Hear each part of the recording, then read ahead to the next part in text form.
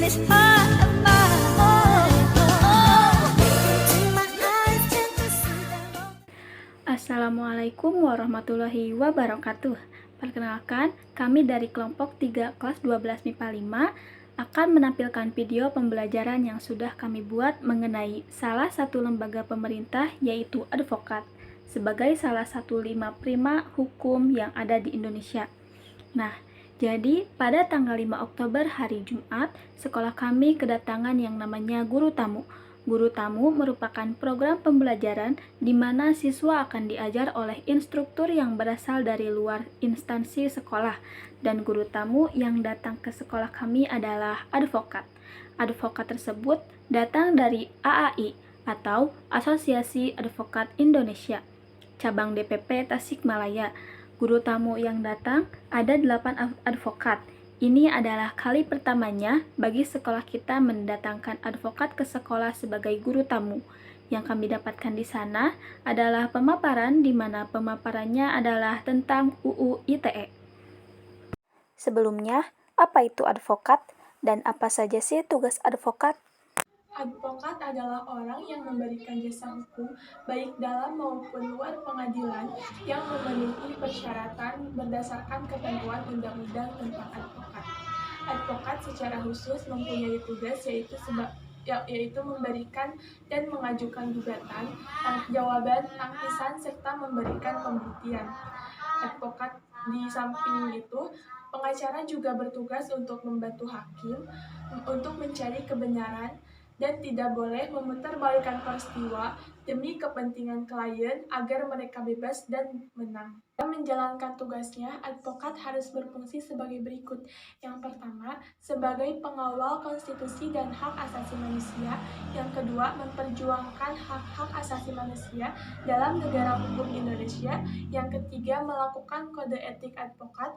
Yang keempat, memberikan nasihat hukum. Yang kelima, memberikan konsultasi hukum. Yang keenam, memberikan pendapat hukum. Yang ketujuh, menyusun kontrak-kontrak. Yang kedelapan, memberikan informasi hukum.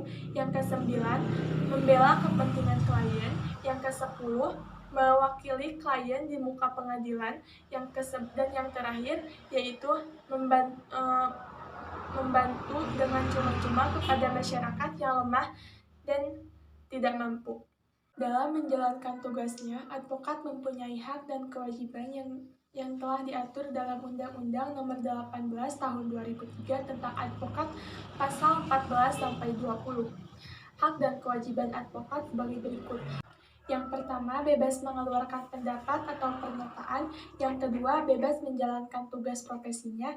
Yang ketiga, tidak dapat dituntut maupun secara perdata atau pidana.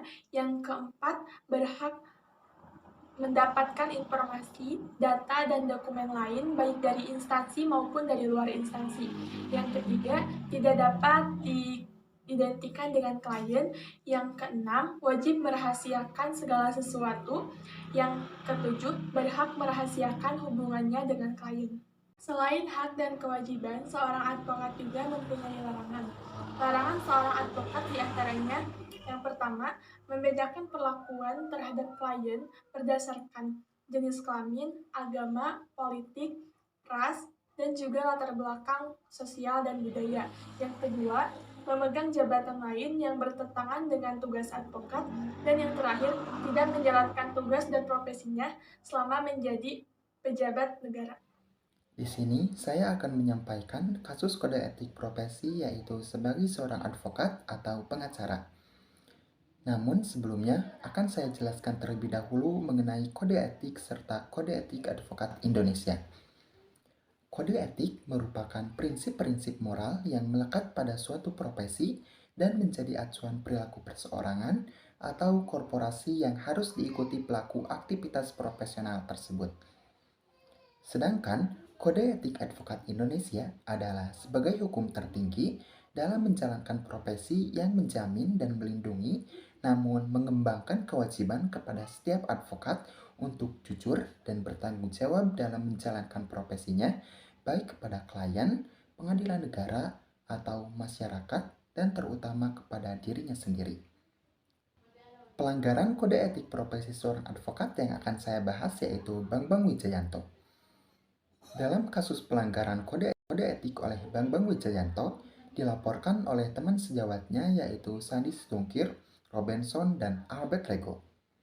Bambang dinilai melanggar kode etik advokat lantaran mengemban jabatan publik sekaligus praktisi hukum di waktu bersamaan. Bambang disebut masih menjadi ketua tim gubernur untuk percepatan pembangunan atau TGUPB Pemprov DKI Jakarta bidang pemberantasan korupsi. Hal tersebut dilarang dalam Kode Etik Advokat Indonesia bab 3 tentang kepribadian advokat pasal 3 huruf I yang berbunyi, seorang advokat yang kemudian diangkat untuk menduduki suatu jabatan negara, baik eksekutif, legislatif, dan yudikatif, tidak dibenarkan untuk berpraktek sebagai advokat dan tidak diperkenankan namanya dicantumkan atau dipergunakan oleh siapapun atau oleh kantor manapun dalam suatu perkara yang sedang diproses atau berjalan selama ia menduduki jabatan tersebut.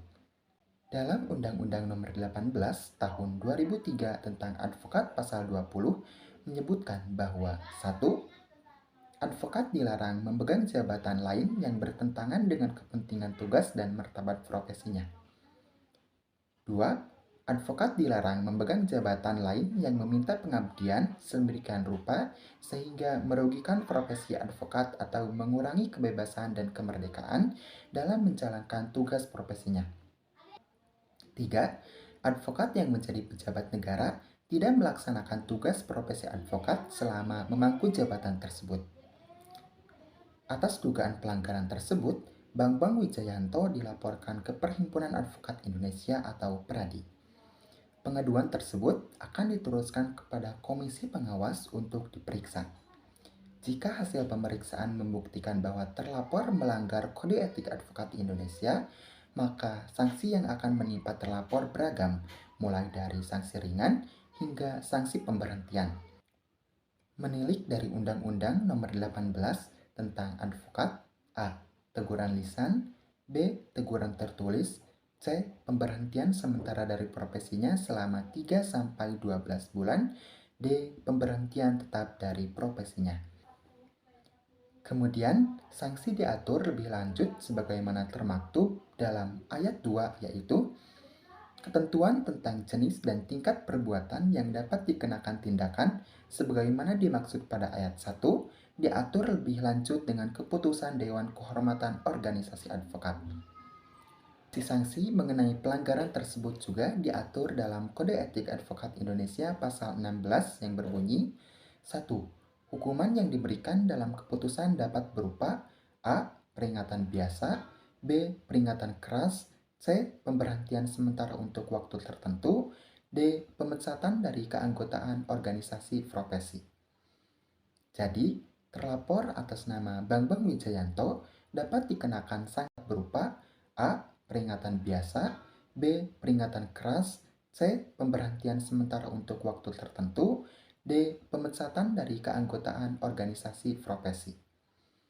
Jadi, terlapor atas nama Bambang Wijayanto dapat dikenakan sanksi sesuai dengan Undang-Undang Nomor 18 Tahun 2003 tentang Advokat Pasal 7 dan Kode Etik Advokat Indonesia Pasal 16 dengan pertimbangan dan keputusan oleh Hakim Dewan Kehormatan. Peran advokat bagi mereka yang sedang menghadapi masalah hukum sangatlah dibutuhkan, mengingat hampir sebagian masyarakat awam buta akan hukum. Tugas advokat adalah membantu hakim saat proses hukum supaya menemukan fakta kebenaran. Maka dari itu, klien membutuhkan pelaksanaan hukum advokat untuk mencari kebenaran. Pengacara atau advokat memiliki peran penting dalam menangani kasus hukum. Berikut langkah umum yang diambil oleh advokat dalam menangani kasus. Yang pertama, konsultasi awal. Pengacara akan bertemu dengan klien untuk mendengarkan detail kasus dan memahami situasinya dengan baik. Yang kedua, penelitian hukum. Advokat akan melakukan penelitian hukum untuk memahami hukum yang terkait dengan kasus tersebut dan mencari preseden hukum yang relevan. Yang ketiga, pengumpulan bukti. Advokat akan bekerja untuk mengumpulkan bukti dan mendukung argumen lainnya seperti dokumen, saksi, dan informasi lainnya. Yang keempat, perencanaan strategi. Berdasarkan penelitian dan bukti yang dikumpulkan, pengacara akan merancang strategi hukum untuk kasus tersebut. Yang kelima, pemberkasan. Advokat akan mengurus semua dokumen yang diperlukan untuk memulai atau mempertahankan tuntutan hukum. Yang keenam, negosiasi.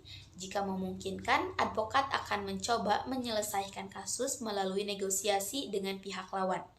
Yang ketujuh, persidangan. Jika negosiasi gagal, advokat akan mewakili klien mereka dalam persidangan, menyusun argumen hukum, memeriksa saksi, dan melakukan tindakan hukum lainnya. Yang kedelapan, pelaksanaan putusan. Setelah keputusan diambil, advokat akan membantu klien mereka dalam melaksanakan putusan, termasuk pemungutan uang atau tindakan lainnya yang diperlukan. Yang kesembilan, banding. Jika hasil kasus tidak memuaskan klien, pengacara dapat membantu dalam proses banding. Yang ke-10, penyelesaian kasus. Setelah semua proses hukum selesai, advokat akan menutup kasus dan mengakhiri peran mereka dalam kasus tersebut. Pentingnya untuk mencatat bahwa langkah ini dapat bervariasi tergantung jenis kasus dan yurisdiksi hukum yang berlaku. Selain itu, pengacara juga harus mematuhi etika profesional dan kode etik hukum dalam menjalankan tugas mereka.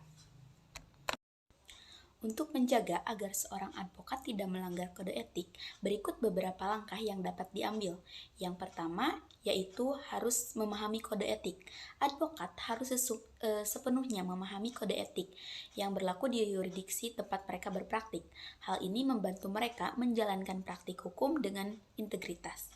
Yang kedua, yaitu memegang prinsip kemandirian. Advokat harus menjaga kemandirian dan tidak tunduk pada tekanan eksternal yang dapat mempengaruhi integritas mereka. Yang ketiga, yaitu menjaga rahasia klien. Informasi klien harus dijaga dengan ketat. Advokat tidak boleh mengungkapkan informasi rahasia klien tanpa izin. Yang keempat, yaitu hindari konflik kepentingan. Advokat harus menghindari konflik kepentingan yang dapat mengganggu kewajiban mereka kepada klien. Yang kelima, yaitu berperilaku profesional. Dengan berlaku dengan integritas, hormat, dan etika saat berinteraksi dengan klien, rekan, dan pihak lainnya dalam sistem peradilan. Yang keenam, yaitu meningkatkan pengetahuan. Advokat perlu terus meningkatkan pengetahuan mereka tentang hukum dan perubahan dalam kode etik yang berlaku. Yang ketujuh, yaitu konsultasi dengan sesama advokat. Jika ada situasi yang membingungkan atau berpotensi melanggar kode etika, konsultasilah dengan sesama advokat atau komite etika yang relevan. Yang kedelapan, yaitu hindari promosi ilegal atau menyesatkan.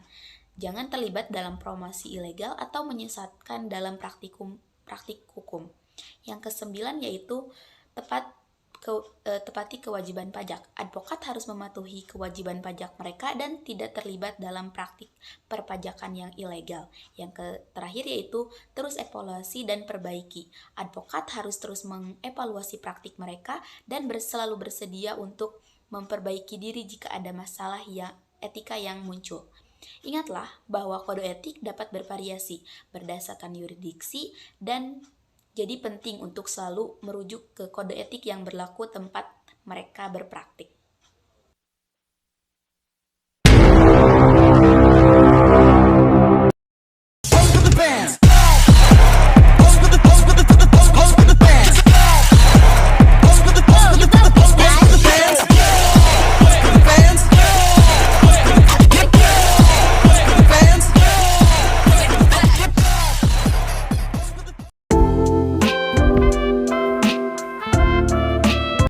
Informasi elektronik adalah satu atau sekumpulan data elektronik termasuk tetapi tidak terbatas pada tulisan, suara, gambar, peta, rancangan, foto, elektronik data, interchange atau disebut juga EDI, surat elektronik atau disebut juga elektronik mail, telegram, telex, telekopi atau sejenisnya, huruf, tanda, angka, kode akses, simbol, atau perforasi yang telah diolah yang memiliki arti atau dapat dipahami oleh orang yang mampu memahaminya.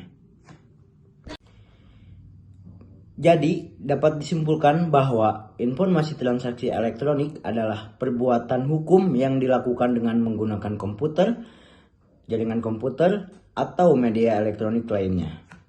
Jadi, Undang-Undang ITE atau Informasi dan Transaksi Elektronik adalah undang-undang di Indonesia yang mengatur tentang penggunaan teknologi informasi dan transaksi elektronik. Undang-undang ini ditujukan untuk mengatur kegiatan yang berkaitan dengan penggunaan internet, komputer, dan perangkat elektronik lainnya. Undang-Undang ITE di Indonesia secara resmi disebut sebagai Undang-Undang Nomor 11 Tahun 2008 tentang Informasi dan Transaksi Elektronik. Undang-undang ini memiliki beberapa pasal yang mengatur tentang berbagai aspek penggunaan teknologi informasi dan transaksi elektronik, termasuk hak dan kewajiban penggunaan internet, perlindungan data pribadi, tindakan pidana terkait dengan penyalahgunaan teknologi informasi, dan tata cara penyelesaian sengketa elektronik. Secara keseluruhan, keberadaan UU ITE memiliki nilai positif jika dilakukan dengan baik.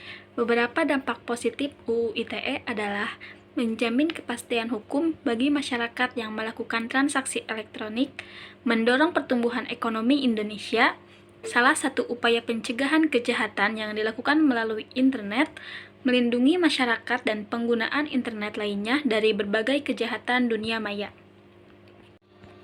Selain memiliki sisi positif, ada juga dampak negatif dari UU ITE.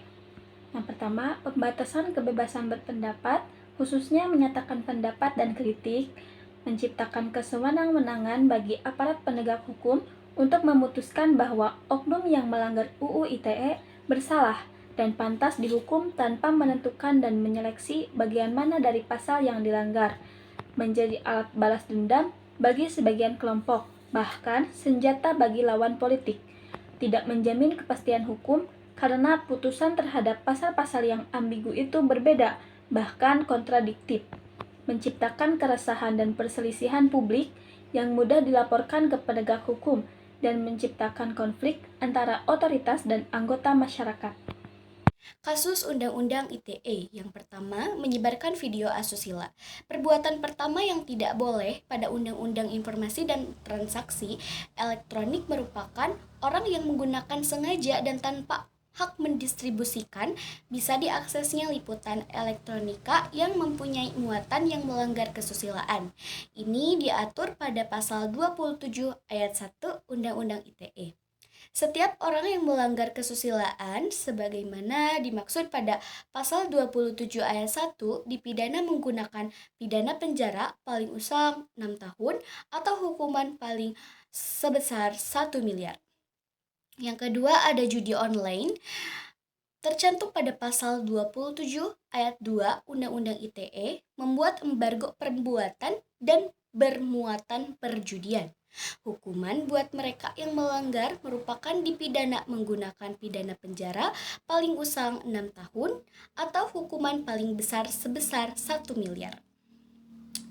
Kasus selanjutnya yaitu pencemaran nama baik. Pencemaran nama baik tercantum pada pasal 27 ayat 3 Undang-Undang ITE pula mengatur mengenai pencemaran nama baik. Pelaku ini dijerat dipidana menggunakan pidana penjara paling usang 4 tahun atau membayar hukuman 750 juta rupiah. Pada saat melakukan penelitian, ada yang bertanya dari kelas 12 MIPA 6 yaitu dari Rayana. Pertanyaannya, membuat stiker di aplikasi WhatsApp menggunakan muka seseorang bisa dipidana? Jawabannya, jika seseorang yang mukanya dijadikan stiker WhatsApp dan keberatan dan melapornya bisa saja ada tindak pidana. Karena tercantum pada Undang-Undang Pasal 27 tahun 2022 tentang perlindungan data pribadi. Maksudnya, apa yang ada pada diri kita, handphone kita itu adalah data pribadi. Selanjutnya, pemerasan dan pengancaman. Orang yang melakukan pemerasan dan pengancaman pula berpeluang dijerat pasal 27 ayat 4 Undang-Undang ITE. Hukumannya merupakan dipidana menggunakan pidana penjara paling usang 6 tahun atau hukuman paling poli sebesar 1 miliar. Bagaimana sih cara melakukan media sosial dengan bijak? Yang pertama, baca dulu isinya, bukan hanya baca judulnya saja. Yang kedua, jangan percaya mitos. Yang ketiga, lihat situsnya. Yang keempat, skeptis. Jangan telan mentah-mentah setiap informasi yang Anda terima. Yang kelima, bacalah sumber berita yang dapat dipercaya. Yang keenam, cek fakta dan kebenarannya. Yang ketujuh, jangan mudah terprovokasi. Yang kedelapan, ingat, tidak semua yang dibaca di internet dan media sosial itu selalu benar.